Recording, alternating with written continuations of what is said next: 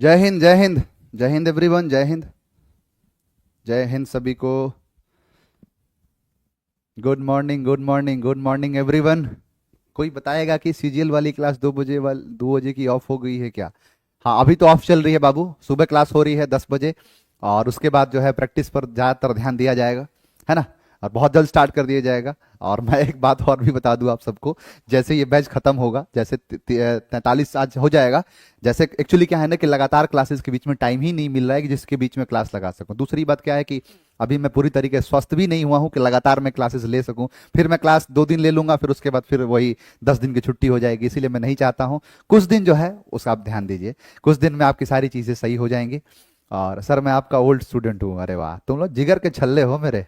Old student मत कहो, तुम जिगर के छल्ले हो। चलो अब आगे बढ़ेंगे और आगे की तरफ देखेंगे।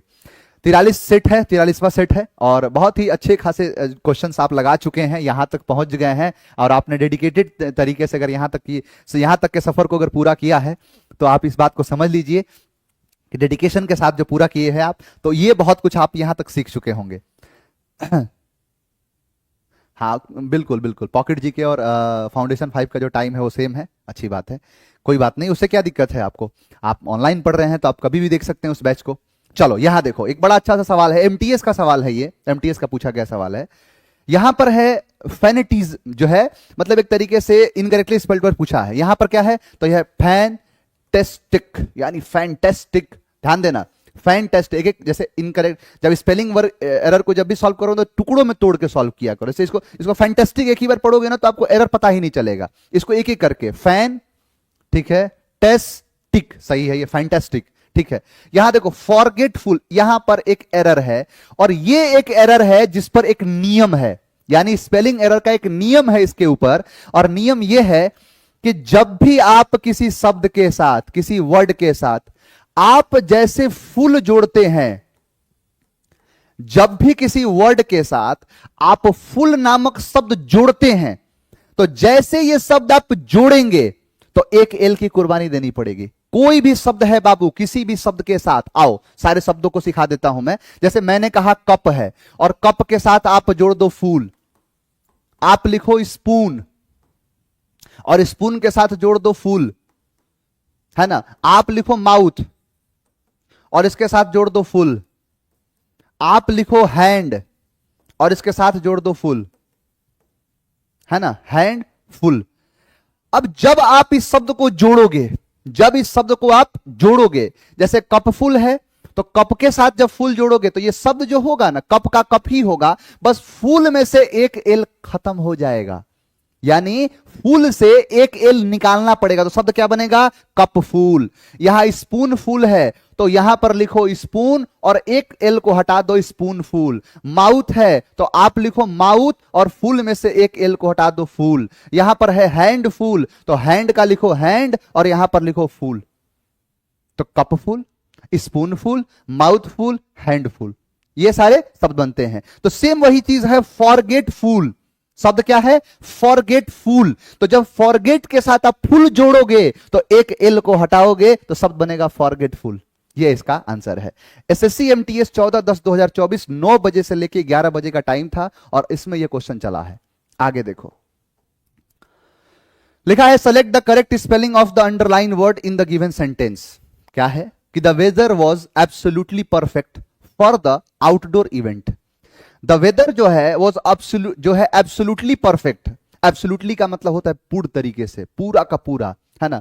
और यहां पर देखो, यहां पर लिखा है क्या, एब्सोल्युटली स्पेलिंग है, मतलब करेक्ट स्पेलिंग की ही बात कर रहा है। ऊपर देखो गलत लिखा है, और नीचे देखोगे ना तो सही लिखा है। जैसे एब्सोल्युटली का क्या होगा, यहां पर आप एक बात बताओ, ये क्वेश्चन कितना आसान नहीं है। जैसा पढ़ाए हैं, मैं मानता हूं पढ़ाया हूं, अरे कोई ऐसी चीज नहीं है। आप क्वेश्चन करोगे ना बेटा, मैं आपको एक वादा करता हूं मैं आपसे, आप एग्जाम में जिस दिन बैठोगे, मेरा चेहरा ना दिखाई देना तो धिक्कार है इस चेहरे पर। आप जिस एग्जाम में बैठोगे, जिस क्वेश्चन को लगाओगे, और आप उस क्वेश्चन में मेरा चेहरा देखोगे, तेरी सूरत ना हो जिसमें वो शीशा तोड़ देंगे हम, और पीए सर की तस्वीर ना हो जिस पेपर में वो पेपर छोड़ देंगे हम। आप जिस दिन एग्जाम में बैठ के तो एक बार देखो, हाथ कंगन को आरसी क्या और पढ़े लिखे को फारसी क्या। कहा जाता है कि प्रत्यक्ष को कभी प्रमाण की जरूरत नहीं पड़ती है। जब होनी जो प्रत्यक्ष रूप से होती है तो उसके लिए कोई रिजल्ट, कोई जो है परिणाम नहीं चाहिए। किसी प्रकार का प्रमाण नहीं चाहिए।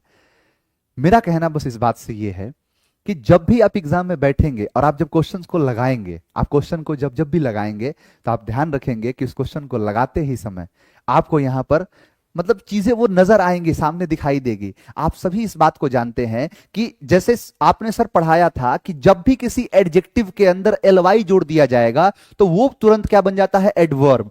यानी एक शब्द होता है एब्सोल्यूट, एब्सोल्यूट शब्द क्या होता है, एब्सोल्यूट। एब्सोल्यूट का मतलब होता है पूरा, पूरा नहीं कहते एब्सोल्युटली, पूरी तरीके से। तो एब्सोल्यूट के साथ एलवाई लगता है, इसे कहते हैं एब्सोल्युटली। यानी ये देखो, अब एलवाई आखिरी में आता है एडवर्ब के लिए, ये नहीं है, काटो इसको, एक कट गया। अब 3 ऑप्शन बचेंगे। अब देखो A B S O L L, अब देखो यहां पर दिख जाएगा कि सर यू एल नहीं, यू एल नहीं, एल यू, तो ये कट गया। अब 50-50 खेलो, यहां क्या है, एब्सोल्युटली, आंसर होगा सी। ऐसे क्वेश्चन बनते हैं। नेक्स्ट यहां पर है select the most appropriate synonym of the given word corroborate. अच्छा, कोरोबोरेट का मतलब क्या समझते हो? यानी कोरोबोरेट का मतलब होता है कि किसी भी चीज को सपोर्ट करना, है ना। नहीं कहते इस चीज में कोरोबोरेशन है। प्रियांशु सर, जो मैं आपको इंस्टाग्राम पर मैसेज किया उसके बारे में कुछ बताइए ना सर। रवि कुमार, मुझे नहीं याद है एग्जैक्टली आपने क्या किया था, एक बार फिर से वो मैसेज कर देना, मैं देख लूंगा, है ना। और निश्चिंत रहो, किसी चीज के लिए निश्चिंत रहो, हर चीज का, तुम्हारे हर सवाल का मैं एक मुकम्मल जवाब हूं। यहां पर क्या है, कोरोबरेट। कोरोबरेट का मतलब होता है नहीं कि इस कंपनी का इसके कोलोबरेशन हो गया, कोरोबरेट हो गया एक दूसरे के साथ। तो कोरोबरेट का मतलब होता है सपोर्ट करना, है ना। कंटेंट का मतलब होता है संतुष्ट होना। इलेबोरेट का मतलब होता है किसी को व्याख्या करना। और सजेस्ट का मतलब होता है, ऐसा नहीं आप लिखते हो, कोई स्पेलिंग गलत लिखते हो तो अपने आप सजेस्ट कर देता है वो, नहीं ये गलत ये सही है तो सजेस्ट कर देना। सियरिंग, सियर का मतलब होता है मुरझाना, है ना। मतलब जो है झुलस जाना, नहीं गर्मी जिस तरीके से पड़ रहा है सियर करके रख दिया है, झुलसा के एकदम रख दिया, झुलसाना कहता है सियरिंग कहलाना। यानी सियरिंग का मतलब होता है झुलसा देना, सियरिंग का मतलब होता है किसी भी चीज को क्या कर देना, सियर कर देना, मुरझा देना, है ना। तो फ्रीजिंग क्या पूछा, उल्टा है, ये हो जाएगा। प्रेसिंग मतलब दबाना, मॉकिंग मतलब मजाक करना, थ्रिल अत्यंत आनंद की जब अनुभूति प्राप्त होती है तो उसे कहते हैं थ्रिल करना, है ना। चलो आगे देखो। बाबू आपस में तुम लोग बातें मत करो ना, फिर बोलो तो क्लास ही बंद कर देता हूं। अगर आपको आपस में बात ही करना है तो मैं क्लास लाइव करके और क्लास बंद कर दूंगा, मतलब चला दूंगा ऐसे ही, मैं नहीं पढ़ाऊंगा, एक क्वेश्चन ब्लैक स्क्रीन कर दूंगा, आपस में पूरा बात कर लेना, ढंग से बात कर लेना। अरे क्यों नहीं समझते हो, यही समय है। ये आप ये मत समझो कि जो जिंदगी अभी है, जो मौज अलग है, जो अभी मौज है, जो ऐश अभी है, वो पूरी उम्र रहेगी, नहीं रहेगी। जब मैं भगवान ना करे कि कुछ भी ऐसी चीजें हो आपके साथ, कुछ भी नहीं हो, मैं पूरा पूरा जो है प्रार्थना करूंगा, लेकिन मान के चलो जिस दिन दुख का पहाड़ घर में टूटेगा ना, आप सबसे पहले आपके कंधों पर जिम्मेदारी आएगी। नहीं कहते हैं दुख का पहाड़ कब बीच बाजार में आके यूं ही खड़ा हो गया, पिता के बीमार पड़ते ही पल भर में बेटा बड़ा हो गया। मुझे मेरे मौसी का एक लड़का है, उसके पिताजी का देहांत हो गया कुछ दिन पहले। उसके पहले मैं उससे दिखता था ना तो हमेशा हंसता खेलता मुस्कुराता हुआ चेहरा मुझे नजर आता था हमेशा, है ना। बहुत मतलब थोड़ा सा सहमिलू टाइप का है, हंसमिजाज टाइप का था। लेकिन उसके पिता का देहांत अभी हाल फिलहाल में हो गया। मैं उससे जब मिला था ना तो मैं उसको देख के दंग रह गया, मतलब हालांकि गुजरे हुए 2-3 महीने हो गए थे, लेकिन फिर भी जब देखा मैं ना तो मतलब उसमें ये फील हुआ कि यार इसके साथ क्या ही हो गया है। मैं ये नहीं कह रहा कि ऐसी घटनाएं होंगी, लेकिन ये चीज है कि आपके ऊपर जिम्मेदारी रहेगी ही रहेगी।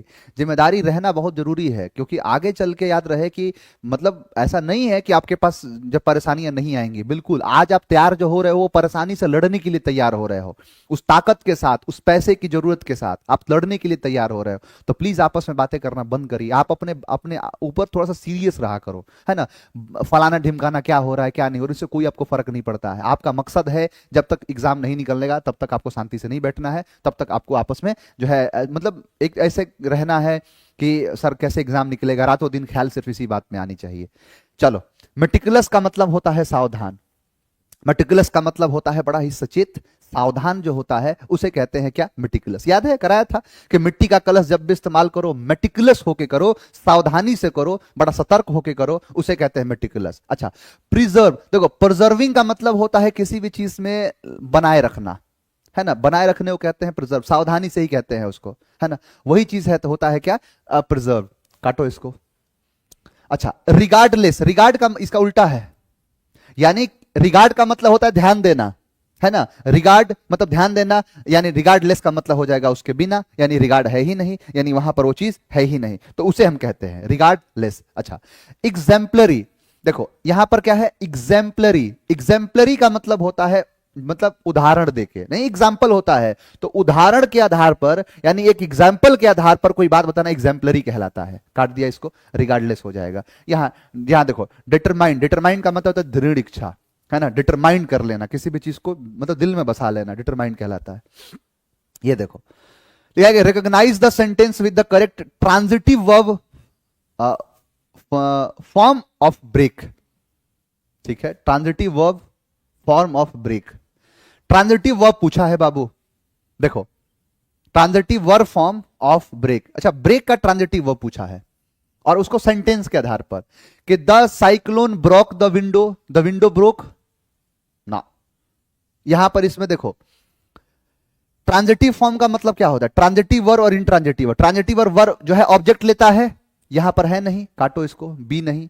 द साइक्लोन ब्रोक, ब्रोक क्या कर दिया, मतलब ब्रोक किसको किया है, विंडो को, ब्रेकिंग नहीं।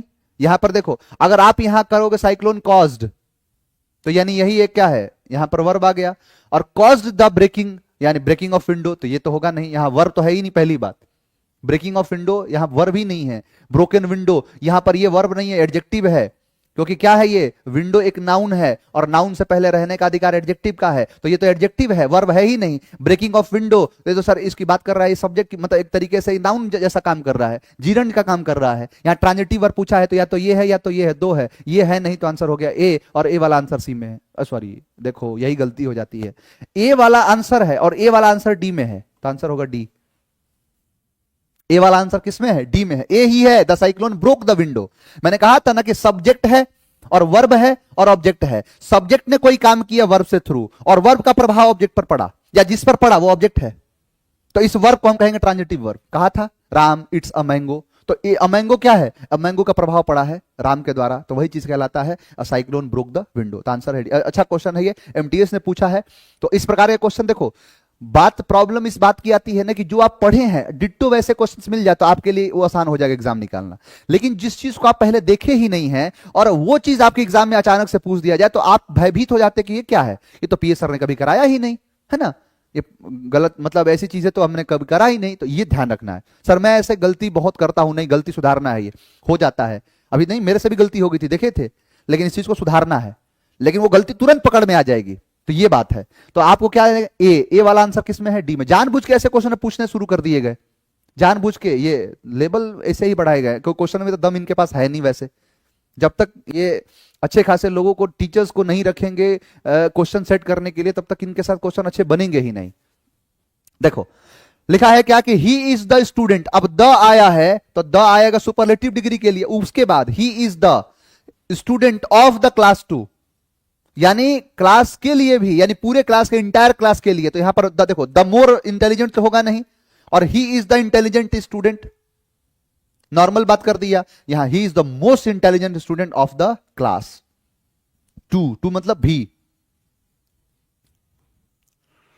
His sudden resignation left the company in a very difficult situation and to have to make a hard decision as they scrambled to find a replacement between a rock and a hard place। साफ साफ दिख गया, between a rock and a hard place, एक hard place और चट्टानों के बीच में। आज देखिए बड़ा ही पावन दिन है, आज ही के दिन 18 जून 1576 को एक लड़ाई लड़ी गई थी, और वहां दो पहाड़ियों के बीच में लड़ी गई थी, और दो पहाड़ियों के बीच में जो जगह होता है उसको घाटी कहते हैं, वहां की मिट्टी जो है वो पीली कलर की थी, यानी हल्दी रंग की घाटी थी, इसीलिए कहा गया हल्दी घाटी का युद्ध। 18 जून 1576 को लड़ाई लड़ी, आज ही के दिन लड़ी गई थी, और वो घाटी थी किसके बीच में, तो एक रॉक और एक हार्ड प्लेस के बीच में। लोग कहते हैं कि मतलब कौन जीता था कौन हारा था, इसमें तो संदेह रहना ही नहीं चाहिए। महाराणा प्रताप वाकई में ऐसे, महाराणा प्रताप को याद अगर किया जाता है तो क्या इसलिए याद किया जाता है कि ये आबर बाबर डाबर आके इनको हरा के चले जाएंगे, हैं? महाराणा प्रताप उनमें से थे जिनको पूरा इतिहास कभी याद रखेगा। आज हम भले हम पढ़ते हैं तो हम जानते हैं कि भाई राणा संगा कौन थे, ये कौन थे, वो कौन थे, लेकिन अगर कोई भी व्यक्ति अगर हल्दी घाटी जाता है तो वहां की मिट्टी को नमन करता है, उसकी मिट्टी को अपने घर पे लेके आता है। क्यों? क्योंकि कुछ कुछ ना कुछ 18 जून 1576 को कुछ हैरतंग उस जमी पर हुआ था, जो कि लोगों के दिल में इस कदर घर बना के बैठा हुआ है, जिसको आज भी याद रखा जाता है। तो कहीं ना कहीं वो हल्दी घाटी की युद्ध जो थी, अकबर, बदायूनी अकबर का एक राइटर उसमें पहुंचा था, बदायूनी। हुआ क्या कि वहां पर एक नदी निकलती है, बनास नदी। आप पढ़ोगे कि वहां पर पहाड़ है, 2 पहाड़ है, वहीं से एक नदी निकलती है, बनास नदी। बदायूनी अपने किताब में लिखता है कि हम पहली बार, यानी महाराणा प्रताप की तरफ से जो उनका हमला था, इतना भयंकर भयंकर भयंकर हमला था कि हम बनास नदी पे 15 किलोमीटर भागे थे पीछे की तरफ। ये दिखाता है। और तो और, जब मान सिंह वापस गया था, अकबर ने उनको दरबार में आने के लिए मना कर दिया था, तुम अपना शकल मत दिखाना, दरबार में आ मत जाना। कौन होता है जो जीतने के बाद अपने मंत्रियों को कहता है कि तुम दरबार में मत आना? कौन होगा जो अपने सेनापतियों को कहे कि तुम दरबार में मत आना? ये वही कहता है जो हारा होता है। और तो और, बदायूनी लिखता है अपने किताब में, और किताब में साफ साफ लिखा है कि हम जब वापस लौट के आ रहे थे अजमेर, जब अजमेर हम वापस आ रहे थे तो हमें पूरे रास्ते में खुदा का नाम रख के, खुदा का नाम याद करके हमें आना पड़ा। महाराणा प्रताप वो थे, क्या बात करेंगे, महाराणा प्रताप हारे थे। महाराणा प्रताप अलग है। मान सिंह के सामने जो था, एक सैनिक लगा हुआ था। सैनिक को जब मान सिंह के पास गए ना, तो सैनिक सामने था, उसको बीच से फाड़ दिए। बहलोल खान को बीच में पूरा घोड़ा समेत फाड़ दिया था, बीच से बीच, है ना। एक जरासंध के लड़ाई में भीम ने, जरासंध की लड़ाई हुई थी ना, तो भीम ने दोनों हाथों से फाड़ा था जरासंध को। जरासंध बहलोल के युद्ध में यही है व्यतिरेक। भीम लड़े दो भुजनते, यानी भीम लड़े दोनों भुजाओं से, पातल ने कर एक। कि जरासंध बहलोल के युद्ध में एक अंतर है, वो अंतर यह है कि भीम ने जरासंध को दोनों हाथों से फाड़ा था, लेकिन प्रताप जो थे, महाराणा प्रताप जो थे, बहलोल को एक ही हाथ से फाड़ दिया था बीचों बीच। वो हमारे महाराणा प्रताप है। कोई याद भले नहीं रखे। इतिहास की भारी विडंबना है कि जितने हमारे इतिहासकारों ने हमारे अपने वीरों का जितना एक तरीके से निरादर किया है, जिस हद तक, उस हद तक किया जा सकता है, उस हद तक किया है। नहीं तो आप बताते कि वो कौन सी लड़ाई थी, हल्दी घाटी की लड़ाई, जिसमें अकबर की सेना बनास नदी के 15 किलोमीटर तक पीछे दौड़ के भागी थी। वो कौन सी लड़ाई थी, हल्दी घाटी की लड़ाई में कितने ऐसे लोग थे जिनको वहां वापस जाने के बाद, अजमेर पहुंचने के बाद अकबर ने कहा अपना शकल मत दिखाना, और तुम कहते हो कि महाराणा प्रताप युद्ध हारे थे? क्या बात करोगे। अलग बात था कि वहां पर हमारे कोई ऐसे जो लेखक नहीं थे, शायद महाराणा प्रताप के साथ में कोई ऐसा कोई लेखक रहता जो पूरे चीजों को ढंग से लिखता और बताता ऐसी ऐसी चीजें हुई हैं। कोई बात नहीं, आने वाले समय में मैं इन सारे राजों से पर्दा उजागर करूंगा। चलो अभी आओ इस पर। Between a rock and a hard place. Between मतलब बीच में, रॉक मतलब चट्टान होता है, और एक हार्ड मतलब होता है कठोर सी जगह को। इसका मतलब यही है, क्या है? Difficult situation and to have make a hard decision. अच्छा, यहां देखो, with a silver lining. Silver lining एक मतलब शब्द होता है बेसिकली, और सिल्वर लिंगिंग का मतलब ये समझ लो, ये साफ तौर पर ये बताता है कि एक पॉजिटिव या हेल्पफुल जो चीजें होती है ना, वो सारी चीजें पॉजिटिव और हेल्पफुल चीजें होती है, उनको कहते हैं। हाँ, उनका चेतक घोड़ा, बिल्कुल। चलिए अब आते हैं इस पर। आप थोड़ा सा आज आपको मैं कह रहा हूं इसलिए मैं बताया, आज 18 जून है, और 18 जून को ही महाराणा प्रताप के साथ और मान सिंह के साथ लड़ाई लड़ी गई थी। आप थोड़ा सा इस चीज के बारे में आज कोशिश करिएगा कि थोड़ा सा उसको ज्ञान को रखो। आप हल्दी घाटी की वास्तविकता को एक बार थोड़ा सा समझने की कोशिश करिएगा, है ना। चलिए, मेरे पास अगर समय रहता तो मैं पूरा का पूरा महाराणा प्रताप के बारे में बताता। सर आपका हिस्ट्री फाउंडेशन बैच कब आएगा? अरे वाह अभी तो ऐसा कोई इच्छा नहीं है हिस्ट्री पढ़ाने का, भी अंग्रेजी से ही पीछा नहीं छूट रहा है। चलो, तो ये हो गया हेल्पफुल वाला। इन द डार्क मतलब अंधेरे में होना। ऑन क्लाउड 9 का मतलब होता है बड़ा प्रसन्न होना, बड़ा खुश होना। अगला यहां पर देखो, ही वॉज सो इनरेंज्ड। अच्छा, यहां पर अंडरलाइन छूट गया है कि ही वॉज सो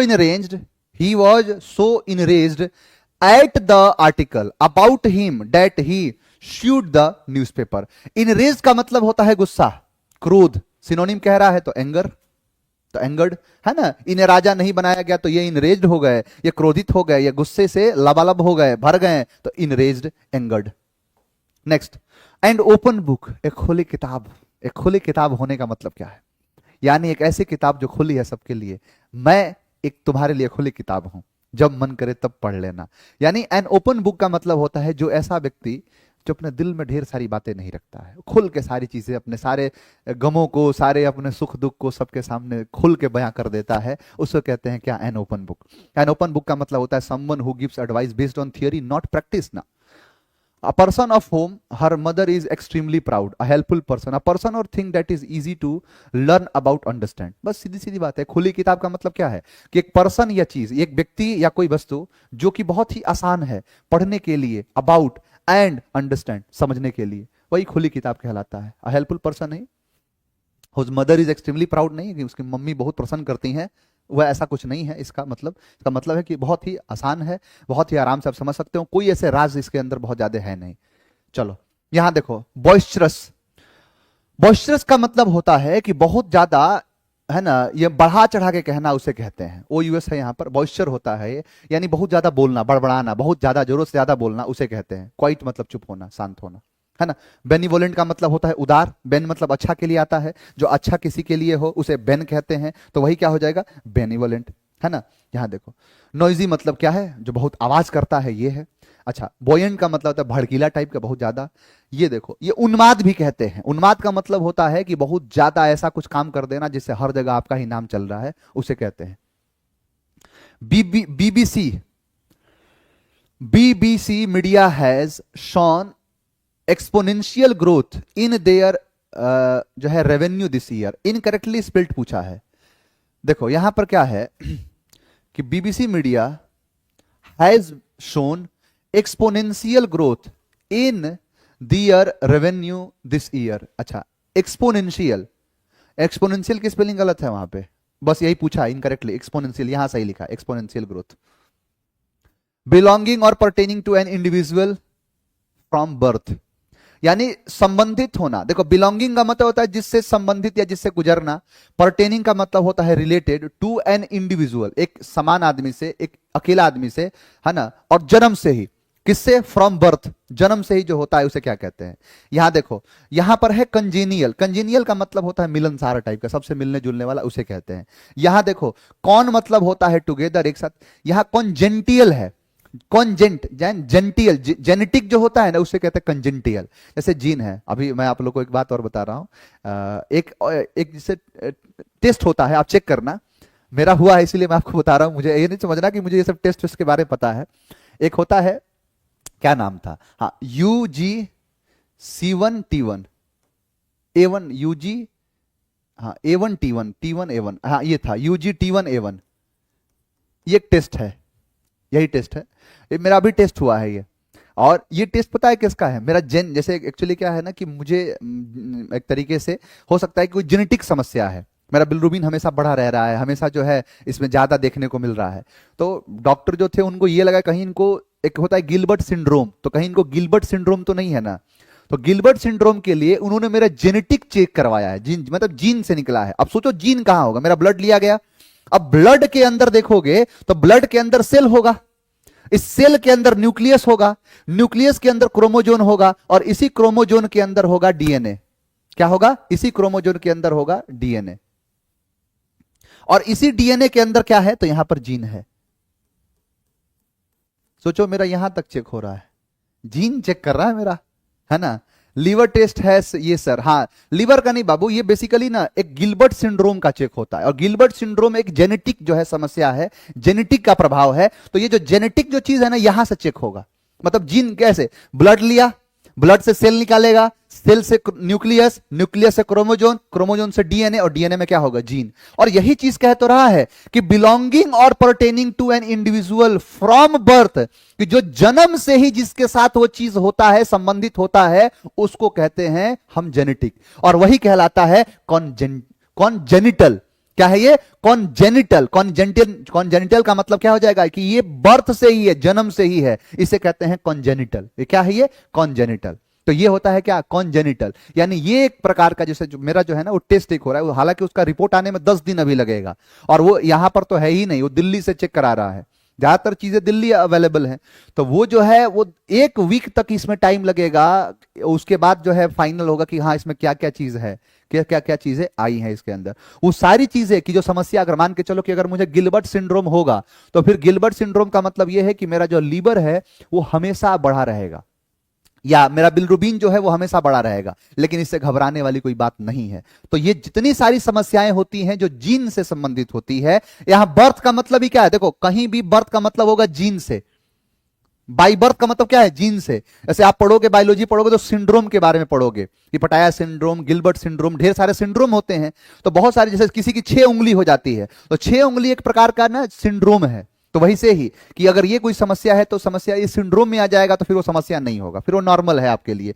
तो वो है, तो कौन जेनिटल का मतलब हो जाएगा जो बर्थ से संबंधित है, बिलोंगिंग और pertaining to an individual from birth, birth से है उसे कहते हैं कॉन्जेनिटल। क्लियर है, तो ये ध्यान रखना। तो कॉन्जेनिटल का मतलब क्या हो जाएगा, जो बर्थ से ही है, जो जन्म से ये ऐसी चीजें हैं उसको कहते हैं कौन, जेनिटल। क्लियर है, अच्छा आगे बढ़ो। कॉन्ग्रुएंट का मतलब क्या है, कॉन्ग्रुएंट का मतलब होता है किसी चीज के संबंधित होना, मतलब अनुकूल कह सकते हो इसको। ठीक है, कौन, देखो कौन मतलब होता है टुगेदर, ग्रेक का मतलब होता है झुंड, है ना। तो कौन ग्रे नेशनल, कौन यानी कौन मतलब एक साथ, ग्रेगेशनल यानी जो एक साथ जो चीजें जो ग्रुप में आती हैं उसे कहते हैं। हाँ टर्नर सिंड्रोम, ढेर सारे सिंड्रोम होते हैं। सर आप चाय बहुत पीते हो इसी वजह से आपको दिक्कत, नहीं चाय कहाँ पीता हूं है, किसी बात कर रहा है, मैं चाय कहाँ पीता हूं ज्यादा, खूब से खूब, अब सुबह से एक बार मैंने चाय नहीं पी है, क्या बात कर रहे हो। चलो ये देखो, detail examination of something complex, जो एक डिटेल एग्जामिनेशन किसी भी चीज का जो बहुत ही कॉम्प्लेक्स है, उसका डिटेल एग्जामिनेशन जो होता है ना, उसको एनालिसिस कहते हैं। अच्छा, ब्लड का होता है डायलिसिस, ब्लड डायलिसिस के बारे में आप सुने होंगे, ये क्या है, एनालिसिस। सिंथेसिस, सिन मतलब एक साथ, एक जैसा, उसे कहते हैं सिंथेसिस। सिम मतलब होता है, देखो सीन और सिम अलग है, सिम्बायोसिस, बायो मतलब जीव, यानी एक ही जैसे जाओ, एक जैसे सिम्बायोसिस, देखो दो समझाता हूं। सिम्बायोसिस का मतलब होता है कि जैसे एक ही प्रकार के जीव, जैसे मान लो पानी वाले हैं तो सारे पानी वाले एक साथ रहते हैं, पानी वाले एक साथ, जमीन वाले सब एक साथ रह रहे, उसको सिम्बायोसिस कहते हैं। सिम मतलब होता है समान, एक जैसा, बायो मतलब जीव, जो सारे बायोस जो हैं वो सिम्बायोसिस कहलाता है वो। द रेस्टोरेंट ऑफर्ड अ, ठीक है, diverse menu with a wide range, range ये नहीं, ये वाइड रेंज गलत लिखा है, ये होता है रेंज, वाइड रेंज, रेंज का मतलब बहुत फैला हुआ, तो ये है रेंज। आज भी लगता है 50 हो नहीं पाएगा, चलो कोशिश करेंगे हो जाए।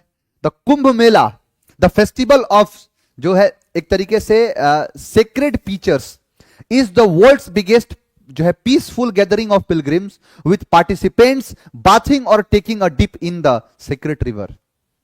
पवित्र, सेक्रेड मतलब पवित्र है ना, तो सेक्रेड पवित्र काफी होता है उसे कहते हैं। यानी लिखा है कि कुंभ मेला, आप सभी जानते हैं कि 12 साल के बाद आप जाएं कुंभ मेला में जाइए और आप स्नान करिए, आपके जितने पुराने पाप हैं वो सब धुल गए, अब आप नए पाप का आपको कॉन्ट्रैक्ट मिल गया। ये कहने की बात है, मुझे नहीं लगता है कि ये सब चीजें अगर करने से भगवान खुश हो रहे होंगे तो भगवान अच्छे हैं।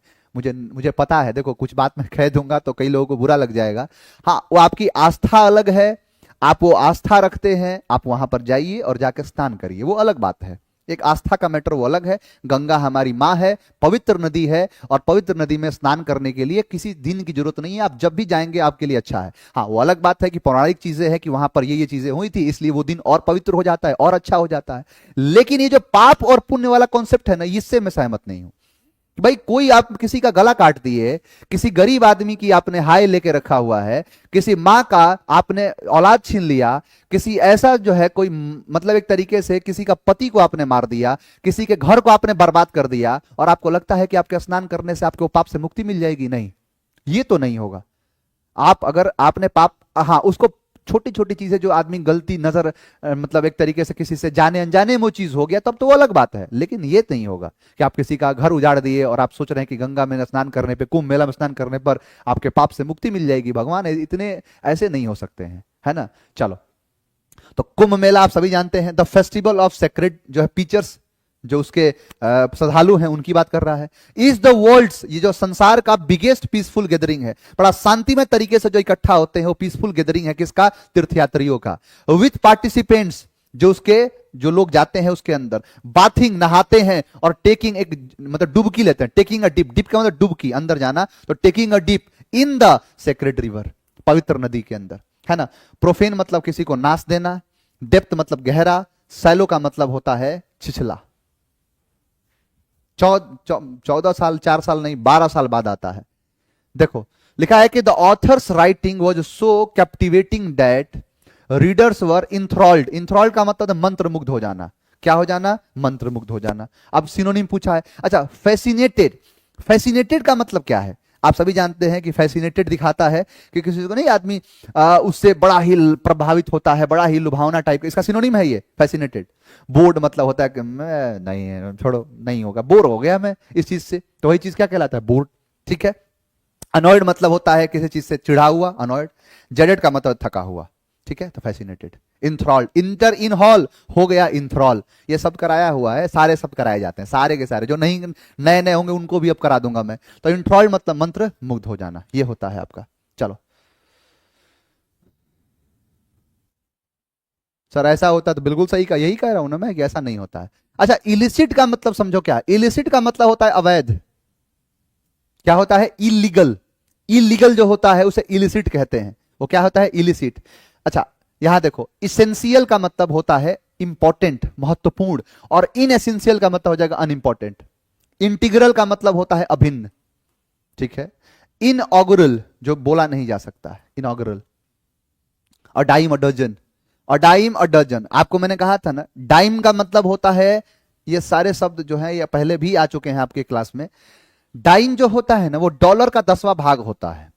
जैसे हम कहें कि अगर हमारे 1 रुपए में 100 पैसे होते हैं, तो 100 पैसे के जो मतलब एक 100 पैसे का जो 10वां भाग होगा, 10वां पार्ट, 100 पैसे का जो 10वां भाग होगा यानी 10 पैसा, ये डाइम कहलाएगा। और एक यानी 10 पैसे में अगर कोई 1 दर्जन चीज आ रहा है, इसका मतलब क्या है? वो बहुत ही कौड़ी के भाव इसको कहते हैं हिंदी में। Very common, very common. अच्छा, ये देखो, ब्रॉट टू लाइट। ब्रिंग एक इडियम है। ब्रिंग टू लाइट का मतलब होता है किसी भी चीज को मतलब एक तरीके से लाइट में लाना, प्रकाश में लेके आना, तो चीजें एकदम साफ हो जाएंगी, एकदम क्लियर हो जाएगा, उसे कहते हैं ब्रिंग टू द लाइट। अच्छा, ब्रिंग का अगर ब्रॉट करोगे, इसका मतलब क्लियर कर देना यानी डिस्क्लोज कर देना, आंसर होगा A. Ram is working on this project. अब देखो, इज है तो हैज गया, हैज गया, हैज गया, बोलो आंसर सी। एमटीएस में कब से वॉइस पूछने लगा? वॉइस नहीं है। लो, मैं वॉइस करके इसका आंसर दे दिया। वॉइस नहीं है। Select the option that expresses the given. ये ऐसा ही करोगे आप लोग, इसीलिए सचेत कर रहा हूं। यहां पर वॉइस नहीं है। ये लिखा है क्या कि select the option that expresses the given sentence in present perfect continuous. आप इस बात को ये भी समझ लो कि कौन सा एग्जाम किस एग्जाम में पूछा जा सकता है। एमटीएस में कब से वॉइस पूछने लगा? नहीं सर, यानी ये वॉइस नहीं है। ये कह रहा है कि जो दिया गया सेंटेंस है इसको प्रेजेंट परफेक्ट कंटिन्यूअस में बनाइए। ठीक है, तो कह रहा है कि राम इज वर्किंग, तो इज का इज काटो, हैज वर्कड प्रेजेंट परफेक्ट काटो, present perfect continuous, present perfect continuous. ठीक है, लिखा है कि Rama, Rama, has been working on this project for 6 month और सिंस 6 मंथ। तो सिंस 6 मंथ नहीं होगा, फॉर 6 मंथ होगा, आंसर होगा D. Next, architecture. ARCHITECTURE, architecture होता है जो डिजाइन वगैरह बनाते हैं ना, उनको कहते हैं architecture. She runs very quick in marathons. She runs very quick नहीं, क्विकली। सी रन्स, अब देखो एक एक करके बताता हूं। सी के साथ रन नहीं, रन नहीं, एलिमिनेट इसको कहते हैं। Runs, runs. Much quickly, very quickly. आप बताओ, वेरी के साथ क्विकली आता है कि मच के साथ क्विकली आता है? कमेंट करो जल्दी, बी की D.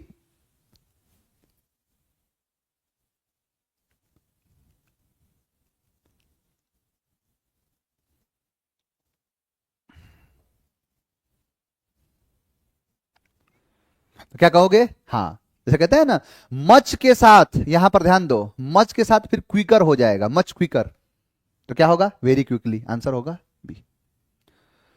लीसा was very excited about her promotion. She was very happy and delighted. अब हैप्पी एंड डिलाइटेड बताओ जरा क्या होगा? ऑन द अटैक, आक्रमण होना ना, ऑन क्लाउड 9 इसे कहते हैं। अंडर द वेदर, बीमार पड़ जाना। ऑन द बॉल, बहुत एक्टिव होना, ऑन क्लाउड 9 कहलाता है। ऑन क्लाउड 9, 9वें क्लाउड पर होना। ओडियस का मतलब होता है घृणात्मक, बहुत ही घृणात्मक होता है, रिपंजेंट कहलाता है। ब्यूटीफुल खूबसूरत, एक्सेप्टेबल स्वीकृत, प्लीजेंट अच्छा, प्लीजेंट मतलब अच्छा जो होता है उसे कहते हैं प्लीजेंट। फ्रजाइल का मतलब होता है आसानी से टूटने वाला यानी ब्रिटल, थोड़ा जल्दी जल्दी कर देता हूं बेटा। जूसी, जूसी का मतलब होता है जिसके अंदर जूस ज्यादा है, जूसी वो होता है ना। स्ट्रांग मतलब ताकतवर। फ्लोरिड, अभी अभी नया नया सब जोड़ा हूं मैं। फ्लोरिड का मतलब होता है चमकदार, चमकीला। फ्लोरिडा शहर जो है वो बहुत फ्लोरिड करता है, फ्लोरिडा शहर बहुत फ्लोरिड करता है, बहुत चमकता है। तो याद रखना, एफ वाले हैं, नए शब्द हैं। The table looks proper in the centre then. अब देन आ गया है तो मतलब कॉम्परेटिव डिग्री चोलबो, कॉम्परेटिव डिग्री लोगो वो, यानी देन है तो देन के साथ मोर लगाओ। मोस्ट तो नहीं, प्रॉपर कब से होने लगा, प्रॉपर नहीं, प्रॉपरली ये तो होता है, लेकिन ये कौन सा शब्द है, प्रॉपर, प्रॉपर, प्रॉपर नहीं, मोर प्रॉपर, आंसर सी। देन लगा है तो फिर कंपैरेटिव डिग्री लगाओ, बस सिंपल सा है। चलो सीजीएल वाले आ जाओ आप, कि they have built a new bridge across the river. अब हैव बिल्ट है, ठीक है, they have built a new bridge across the river, ठीक है। A new bridge, a new bridge, ठीक है। अब देखो एक बात बताओ कि हैव है और बिल्ट है तो बीन लगेगा ना बबुआ, यहां पर बीन है, और कहीं बीन है का, और कहीं बीन नहीं बजाया जा रहा, यहां पर भी बीन बजाया जा रहा है, कैसे ऐसे कैसे नहीं है, बिल्कुल है। और देखो, a new bridge has been built, a new bridge by them, ये ना चोलबो, आंसर डी, सी कर रहा है। अच्छा यहां भी तो है, यहां भी तो है, तो सी भी हो सकता है, डी भी हो सकता है ना। लेकिन एक बात बताओ, जो सी करने वाले हैं, एक बात बताओ कि अ न्यू ब्रिज ऑब्जेक्ट है तो अ न्यू ब्रिज यहां पर होगा, आंसर क्या है, डी, आंसर डी, सी नहीं बेटा। सी में भी है, हाँ बिल्कुल सी में है, लेकिन सी नहीं होगा। क्यों नहीं होगा, क्योंकि यहां पर द रिवर कर दिया, रिवर ऑब्जेक्ट नहीं है, अ न्यू ब्रिज है अक्रॉस द रिवर, तो यहां पर क्या होगा, अक्रॉस द रिवर।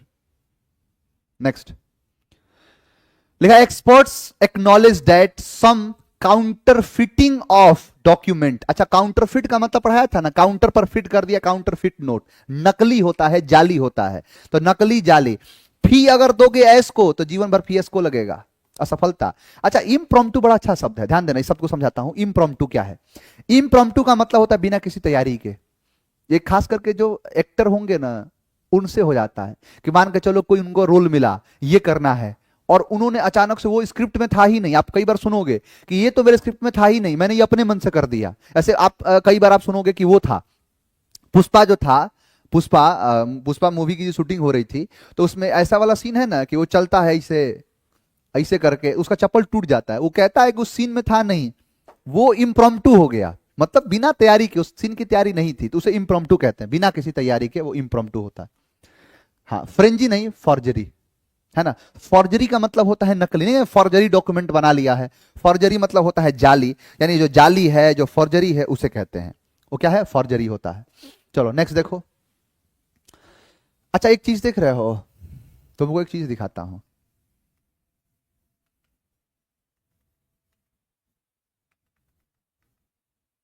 ये देखो, एक क्वेश्चन पूछा है, ये अभी अभी आपने किया था, एमटीएस वाला क्वेश्चन किया था, और एमटीएस में क्या लिखा है कि ओडीएस, जिसका मतलब रिपंजेंट, तो REPUGNANT, ठीक है। ये देखो क्या पूछा है, स्पेलिंग, RIP नहीं, REP, UG, NNN, ANCE नहीं, तो क्या हुआ, रिपन जिनेंस, रिपन, रिपग्नेंस, रिपग्नेंस दोनों एक ही है, दोनों एक जैसा हो गया, ये तो दोनों सही होगा, फिर आंसर ए होगा और आंसर डी होगा। देख लेना, कुछ मेरे से ऐसा होता क्या ना, तो दूर से थोड़ा साफ साफ दिखता है बाबू, पास में थोड़ा सा ना, थोड़ी सी गलती होगी, नजर के सामने रहेगा लेकिन फिर भी दिखाई नहीं देगा, तो दोनों आंसर हो जाएंगे फिर तो। लिखा है कि the chef requires vegetables for the salad, stale, stale का मतलब होता है बासी, तो ताजा दे दो, फ्रेश फ्रेश, कि the chef requires fresh vegetables. They are building a new hospital in the city, अब बिल्डिंग है, आर बिल्डिंग है, ठीक है, तो विल थोड़े होगा, वॉज थोड़े होगा, हैज थोड़े होगा, आंसर होगा C. As the rulers of the planet humans like to think that it is the largest creatures.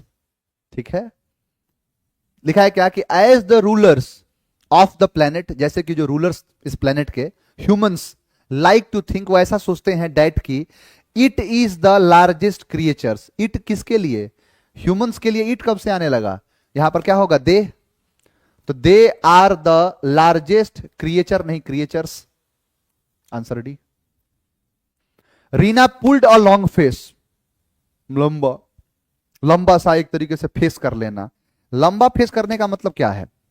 ये शब्द कराया हूं, पुट अ लॉन्ग फेस, पुल या पुट अ लॉन्ग फेस, दोनों। पुल अ लॉन्ग फेस, अब अगर नॉर्मल सा चेहरा है, मान लो उदास हो गया,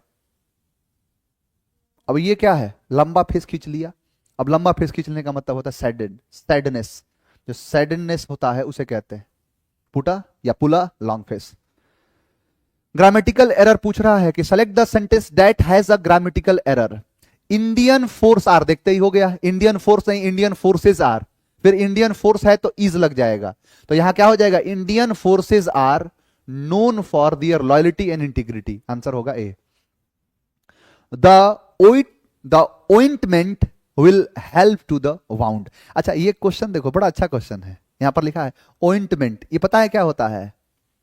ज्यादा समय नहीं लूंगा, आपसे पूछूंगा, आप कहोगे नहीं आता है, फिर बताऊंगा मैं, उतना नहीं है। इसको कहते हैं मलहम। मलहम, उर्दू में इसी को कहते हैं मलहम को मरहम। बेवफा की जख्मों पर मरहम लगाने हम गए, कि बेवफा की जख्मों पर मरहम लगाने हम गए, मरहम ना मिला, मरहम की जगह बेवफा की कसम मर हम गए। तो मर हम गए, मरहम, मलहम। हाँ सर, ये मलहम है, बिल्कुल है। तो मलहम कह लो, मरहम कह लो, सब अपने अपने नाम है। तो वही चीज है, मलहम या मरहम, इसी को कहते हैं ऑइंटमेंट। कि the ointment will help to क्या? अब देखो, नील नहीं और ये हेल नहीं, हील। हील का देखो, एक तो हील ये है, तो हील नहीं, हील्स होता है ये। हील का मतलब होता है किसी चीज, जख्मों को भरना, है ना, जख्मों को भरने को हील कहते हैं। The restaurant offers a wide variety of dishes, incorrectly spelled word. तो rest, restaurant, dishes, variety, restaurant spelling गलत लिखा हुआ है, बताओ क्या होगा? REST, रेस्ट, फिर करो और एंट, रेस्ट करो, रेस्ट हो गया, फिर और कर लो, और कर लिए, अंत तक रेस्टोरेंट, रेस्टोरेंट कहते हैं इसको, रेस्टोरेंट। रेस्ट और एंट। डाउन द रोड, अच्छा आप देखो, सीडीएस का क्वेश्चन था ना बाबू, जीडी में पूछा है, वो सीडीएस का क्वेश्चन था, यहां जीडी में पूछ दिया, जीडी में। Down the road, down the road का मतलब नीचे की तरफ जाना, नीचे की तरफ नहीं, फ्यूचर में जाना, in the future. Down the road याद करो, सीडीएस में कराया था, मुझे लगता है कि उसके पहले वाले सेट में ही, ये 43 है ना, तो 42 वाले में था down the road. When she received the news about the death of her uncle, she burst into tears, वो एकदम बस्ट हो गई, आंसुओं से भर गई, वही चीज है। यहां देखो क्या है? Necessity, chronology, VANDETTA, vendetta. यहां पर लिखा है क्या? वेंडेटा। बेसिकली होता है VEN होता है, ना कि VAN, और वेंडेटा होता है, वेंडेटा, बाकी सही है। रेजिलियंट, रेजिलियंट का मतलब होता है कि जो बहुत ज्यादा क्या हो, स्ट्रॉन्ग, स्ट्रॉन्ग टाइप का, रेजिलियंट पर्सनालिटी होता है, वो है। कोर्स मतलब बहुत बेकार सा होता है। एंटिक मतलब पुराना, कंटेंट मतलब संतुष्ट, strong. I would like to know this machine works. How? I would like to know how this machine works. Megger का मतलब होता है कि बहुत ही कम, है ना, बहुत कम।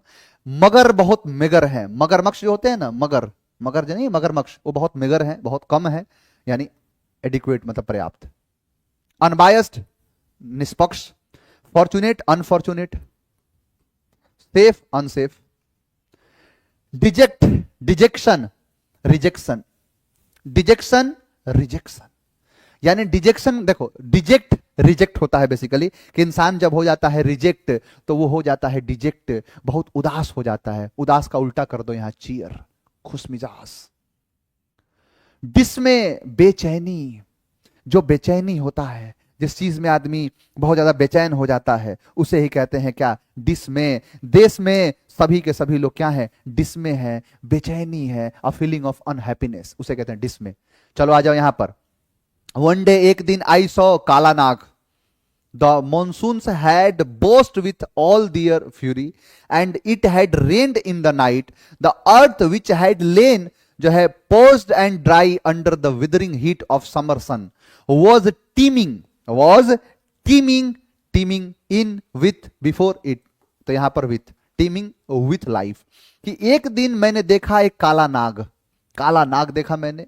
The monsoon had burst, monsoon अभी अभी उमड़ा ही था, विथ ऑल दियर फ्यूरी, अपने पूरे पूरे गुस्से के साथ, एंड इट हैड रेन्ड, और बारिश हुई थी रात को। द अर्थ, पृथ्वी, विच हैड लेड, जो विच हैड लेन, जो लेन थी, जो पोज थी, गीली थी और सूखी, है ना, अंडर द विदरिंग हीट, जो गर्मी की जो हीट है, मुरझाने वाली हीट है, उसके कारण से, है ना, जो नरम था, बहुत ज्यादा सूखा था, ऑफ द समर सन, यानी गर्मी का जो सन है उसमें, teeming with life, in little pools, यानी छोटे छोटे जो पूल्स थे, फ्रॉग क्रॉक्ड, जो मिंडक थे वो क्रॉक कर रहे थे, the muddy ground was littered, जो गीला गीला ग्राउंड जो था वो लिटर्ड विथ वॉर्म्स, वॉर्म्स मतलब होता है ना छोटे छोटे जो कीड़े होते हैं, वॉर्म्स, तो लिटर्ड मतलब भरना, कचड़ा होना, बहुत ज्यादा लिटर होना, फैल जाना, है ना, किससे, तो सिंगिंग, क्राउलिंग, भाई वॉर्म जो है, कीड़े जो होते हैं, वॉर्म्स जो होते हैं, क्राउल करते हैं, रेंगते हैं, तो क्राउलिंग, है ना, तो क्राउलिंग। यहां पर देखो, सेंटिपेड्स आर वेलविटी, जो लेडी बर्ड्स, जो लेडी बर्ड्स जो है वो, उनके जो सेंटिपेड्स एंड वेलविटी, ये टाइप्स ऑफ बर्ड्स हैं, उतना गहराई में नहीं जाना है, लेडी बर्ड्स। ग्रास बिगन, अब बिगन क्या है, तो देखो ये यहां पर अब ग्रामर का रूल काम आएगा। ग्रामर क्या है, बिगन, आप सुन पढ़े हो ना, बिगिन, बिगन, बिगन, बिगन, ये तीन होता है, ये V1, V2, V3, इसका मतलब ये बिगन है, यानी V3 है। V3 से पहले क्या आएगा, हैज, हैव, हैड, तीनों में से एक ही कोई आएगा, अब तीनों में से क्या है, हैड।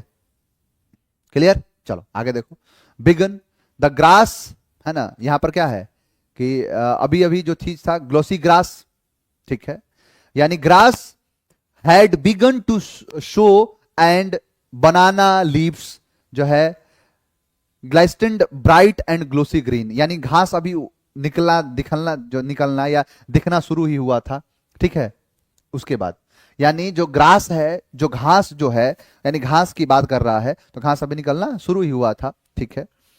द क्या, हैड फ्लोडेड काला नाक्स होल, कि यानी अब फ्लोडेड मतलब होता है बरसात, और बरसात के कारण से बरसात किस कारण से होगी, फ्लोडेड मतलब बाढ़ आना, तो बाढ़ किसकी वजह से आएगी, तो बारिश की वजह से, तो यहां पर होगा रेन, कि द रेन हैड फ्लोडेड कालानाक्स होल, कि जो बरसात है उसने मतलब एक तरीके से बाढ़ ला दिया था काला नाग जो है उसके होल, भाई होल में रहते हैं। He sat in an open patch of the lawn, lawn के खुले जो एरिया था वहां पर बैठा हुआ था। हिज साइनी ब्लैक हुड, जो क्या है, उसके जो साइनी ब्लैक हुड जो है वो क्या कर रहा था, ग्लाइस्टेंड इन द सनलाइट, सूर्य के प्रकाश में वो चमक रहा था। ही वॉज बिग, वह बहुत ज्यादा बड़ा था, ऑलमोस्ट 6 फीट, लगभग जो है 6 फीट का, in and rounded in fleshy, और 6 फीट का क्या, 6 फीट का था किस में, तो वेट में, लेंथ में, लंबाई में, भाई 6 फीट क्या एक लंबाई है, तो वही लिखा है कि almost 6 feet in length and rounded and fleshy, as my wrist looks like the king cobra, जो लास्ट में, यहां लिखा है हिंदी में लिखा जो लास्ट में, यानी looks like a king cobra, जो लास्ट में, अब यहां जो लास्ट में, लास्ट में, जो लास्ट में, क्लियर है। चलिए, तो ये आपका सेट भी है, पूरा हो गया, खुश हो सभी, आज पूरा सेट पूरा हो गया, एकदम ठीक टाइम पर पूरा हुआ है। चलिए, तो आपका ये 43 समाप्त, 44 लगाएंगे। चलिए, आज के लिए इतना ही रखेंगे, मिलेंगे आपसे नेक्स्ट क्लास में। थैंक यू वेरी मच, मन लगा के पढ़ते रहिए, मिलते हैं नेक्स्ट क्लास में। जय हिंद।